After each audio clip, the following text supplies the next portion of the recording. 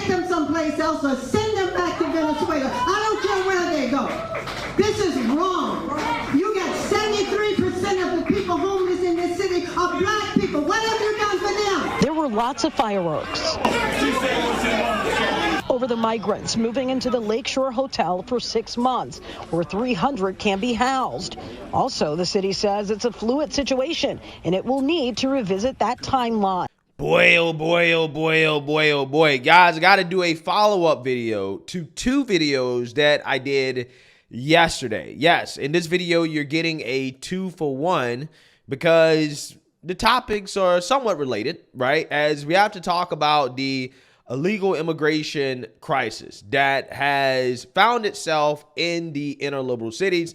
And these people are boohoo, whining, and complaining about having too many illegals in their cities, okay? And they're upset about it.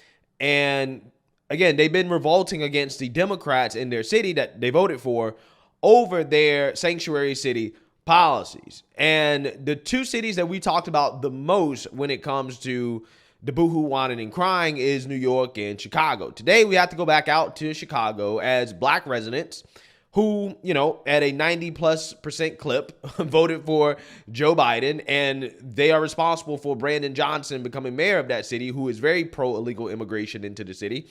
He thinks that, you know, black people should be forced to share their resources and spend their tax dollars on illegal immigrants before black people even get help in that city, right? Especially when it comes to the issue of crime. Yeah, black Chicagoans voted that guy in, right? And now, again, they're boohoo, whining, and crying, demanding that the illegals be sent back to Venezuela instead of being integrated into their communities. Take a look. 80 to 100 people being sent right now. A heated response tonight from a Southside community where hundreds of migrants are about to be moved. Yeah, it's happening in Hyde Park. Tia Ewing has the explosive meeting tonight. 2 buses showed up in the city of Chicago today carrying migrants, and we know at least for the week there's been 4 that have arrived here. And this is not the first time that migrants will call Hyde Park home. 120 lived at the Lakeshore Hotel in January and also March. Most residents didn't know anything about it, and this is the first time they are sounding off. I don't want them there. Take them someplace else or send them back to Venezuela. I don't care where they go. This is wrong. You got 73% of the people homeless in this city are black people. What have you done for them? There were lots of fireworks over the migrants moving into the Lakeshore Hotel for 6 months, where 300 can be housed. Also, the city says it's a fluid situation and it will need to revisit that timeline. Even the alderman, Desmond Yancey of the 5th Ward, says he just found out about it last week. I found out on Wednesday, called a meeting immediately. I don't know what happened before I got here.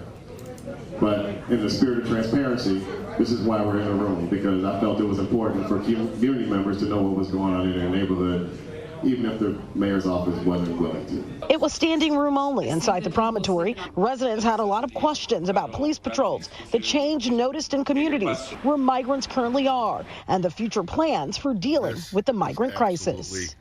Plymouth Court and Van Buren, that site looks like basically a bomb went off. So I'm concerned about the sites where the migrants are. We have shelter rules that we implement across the sites. New arrivals must wait 150 days to apply for a work permit. Those on the front line of dealing with this crisis says part of the solution is getting migrants seeking asylum work. Without some remedies from the federal action, whether it's funding or the ability for folks to work, we find ourselves in a hole. And despite the overall response from residents, come this Friday, that is the earliest that migrants will start moving into the hotel. From Hyde Park, Tia Ewing, Fox 32, Chicago. Yeah, so according to the left's own arguments, that sounds like a whole lot of hate and bigotry, right? Because this is the same type of stuff that you've heard people in red states at the border say. Hey, send them back, right? We don't want them here. We can't afford it. We don't want a group of migrant men being placed across the street from our children, okay? Because a lot of these migrants are just dudes, okay? Honestly, I wouldn't rage against it so much if they actually just sent their women, right? If it was just young Venezuelan women, I'd be like, hey, It is what it is, right? As long as they can't vote, it's fine, right? but because it's mostly men, right? Mostly men. Nah, bro, y'all got to go back, okay? Which is exactly what they're not saying, okay? This is exactly what the Democrats refuse to do, which in my opinion is much cheaper and much more efficient than housing them there, spending billions of dollars like they're spending in New York to deal with this crisis, when literally you can spend a fraction of that to just send them back to Venezuela. I'm so serious. I mean, look, here's the thing. They're probably going to be better off trying to resettle in some other country like Colombia, Panama, right? Mexico. Let them settle there, okay? Where, you know, hey, at the end of the day, they all speak the same language, okay? They're all somewhat ethnically similar. You know, there's less friction.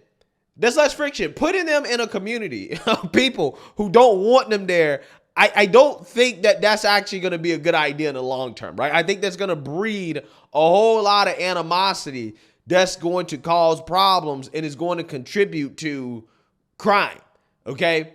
But then again, hey, you know, this is what these people voted for. This is what they voted for, okay? This is what they voted for. And now these people are the biggest advocates of closing the border.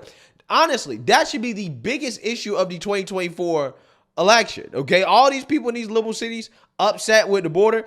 Democrats definitely don't believe in closing the border. They should vote for a candidate that's actually going to try to secure the border. And that president is Donald J. Trump, okay? Who, at least under him, we didn't have this crisis. But we'll see. Until then, again, this is a you get what you vote for type of situation. Now, we got to move on to another story that still is about the illegal immigration crisis, because Greg Abbott has been sending illegals not just to New York and Chicago, but he's now started sending them to LA. And now the Democrats over there, seeing what is happening in Chicago and New York, have said, oh, hell no, we're not going to let that happen to us. We're actually going to try to have criminal charges levied against you. So Democrats in LA are trying to levy criminal charges. They're trying to press for criminal charges against Greg Abbott, aka they're trying to throw the man in jail for sending illegals to their city. Take a look. Another bus carrying asylum seekers has arrived in Southern California from Texas. This is the 11th bus to arrive in Los Angeles in a matter of months. Eyewitness News reporter Carlos Granda has the latest from Chinatown. The latest bus from Texas carrying migrants from south of the border arrived in Los Angeles this morning. Some were brought here to St. Anthony Croatian Catholic Church. Among them, these people from Venezuela. This is the 11th bus since June 14th sent here by Governor Greg Abbott of Texas. Right now, he's going to continue. There's no reason for him to stop because his poll numbers are actually going sky high the more he sends folks to L.A. Now, L.A. City Council members want an investigation. They want the attorneys general of the U.S. and California to see if Governor Abbott is committing crimes such as human trafficking or kidnapping when he sends these buses across state lines. You know, we believe this has got to be definitely immoral, but very likely illegal. And we want the state to confront them and go to the federal government and say, hey, you got to manage this. We cannot have a free-for-all, one state against another. Abbott says the Texas border region is overwhelmed by immigrants and blames President Biden for not securing the border. One bus came here during last week's storm. This was unprecedented. We had called for an emergency status, and he sent them through the eye of a hurricane, knowing that there were toddlers and children in that bus. And as the city begins its investigation, officials say all they can do is wait until Texas sends its next bus here to Los Angeles. Boy, oh boy, oh boy. Again, you heard that. Okay? Democrats basically want to investigate and see if they can have Greg Abbott arrested, face criminal charges for sending them illegals. And this, my friends, is why I made that video yesterday about Brian Kemp in Georgia and those Republicans down there, the Patriots that tried to move to have Fannie Pack Willis, the corrupt Soros-backed DA going after Trump, to have her defunded or to have her impeached. This is why I said that Brian Kemp stopping that effort, the Republicans there, this is what separates Democrats and Republicans. There was no doubt in my mind that Democrats were in the same situation as Republicans are in Georgia. Democrats would have at the very least launched an investigation to see if there was any corruption going on with Fannie Willis, or they just would have went the whole mile and just tried to impeach her, right? Or had her defunded. This move right here from Democrats in LA proves my point. What are they doing? They're like, you know what? We're going to have this man arrested, right? We're going to try to lock up our political opponents because they're sending us illegals. They're sending the border to our cities. They're doing exactly what we claim that we want. We want more illegals. We're a sanctuary city. Illegals are welcome here. This is what they say. Until they actually get the illegals, and now all of a sudden, they hate illegals so much that they want to arrest the governor that is sending them the illegals. Democrats don't give a damn. When are people going to understand that? They don't care. If you cross them, they will try to have you arrested. Meanwhile, Republicans want to play nice, right? Republicans want to be above it. Let's wait. We think this is unconstitutional, so we're not going to do it. We're just not even going to try. This is what Brian Kemp was talking about in Georgia. We're not even going to try. Democrats don't give a damn whether or not they think it's constitutional or unconstitutional. We'll do it and let the courts decide, right? And if the courts say, nah, it's unconstitutional, we're going to try to do it anyways, right? Again, right or wrong, clearly what the Democrats are doing is wrong, but you can't say that they don't try. You can't say that they easily fold and back down from their radical agenda. No, they go out of their way. They do everything that they can to implement their radical agenda, even as far as, again, trying to have their political opponents arrested. And you thought that it would stop with Trump? Hell no, it's not stopping with Trump. No. They're now going after Greg Abbott for sending them illegals, for doing something that they swear up and down they want. This is why I try to say the Republican Party is weak, right?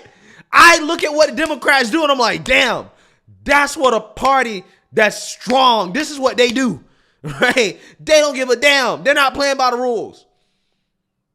And Republicans don't even have no cojones to say, you know what? We need to stop playing by the rules. We cannot defeat somebody that's not playing by the rules by playing by the rules. You can't. You got to fight fire with fire. Because Democrats are not going to turn it down. They're going to turn it up. They see what's happening to Trump. They're going to try to take him out of the race. I'm basically convinced that it is highly likely that we see at least a couple states take Trump completely off the ballot. It's getting to that point now where I'm like, yeah, that's what they're going to do. They're going to do that. Again, meanwhile, Republicans in Georgia, oh, well, we can't even investigate whether or not this persecution against Trump in Georgia at the hands of Fannie Willis, a Democrat operative who campaigned on going after Trump. We can't even investigate whether or not, there might be some collusion between, the federal government and Jack Smith and some of these other projects. We can't even investigate it, right? We can't even investigate it.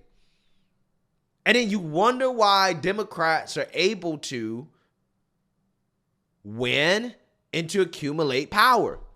It's because Republicans roll over. They're not willing to do what Democrats are willing to do. And that's just that. I mean, that, again, for good or bad, right? Whether you agree or disagree with it, because there's an argument to be made that, hey, Republicans stand above the fray. It'll help them get votes, right? If Republicans don't win in 2024, right? If they don't take back the House and the Senate, I'm not sure how you can make this argument that being above it all actually helps Republicans at all. Didn't seem to help them too much in the midterms, okay? Didn't really seem to help them too much. It seems to me that just the American people don't give a damn about dirty politics. They just allow Democrats to do whatever, and they're never punished for it. So at some point, you got to say, well, damn, if they're allowed to get away with it, we should just do it too, because they're going to just keep turning it up. They're not going to stop. They're not stopping with Trump. Now they're going after Greg Abbott. They're going to go after Ron DeSantis. Democrats are not going to stop. They've set a new precedent. Republicans, at least some of them, so it seems, are naive enough to believe that they won't be next, right? They're not going to be next to be thrown in jail, right? Over, politics. And don't get me wrong. I don't want it to be like this. It shouldn't be like this, okay? Politics shouldn't be like this. We shouldn't be locking up and arresting our political opponents, over political reasons, right? We shouldn't be doing that. Obviously, that shouldn't happen in this country. I don't want to live in a banana republic. However, when one side of the aisle has shown that they're willing to do whatever, they don't give a damn about the Constitution. They don't care about, maintaining any real democracy in this country. Okay, they really don't care about democracy. If they don't care about that, then at some point you have to fight fire with fire in order to bring it back to an equilibrium, right, where it's supposed to be. Otherwise, you're just giving the other side permission just to continue being tyrannical, and they're just not going to stop. Again, it's just it's crazy to behold the difference between how Republicans and Democrats operate. It really is. Let me know what you guys think. Make sure you like, comment, and subscribe. Most importantly, share a Black conservative perspective. Peace.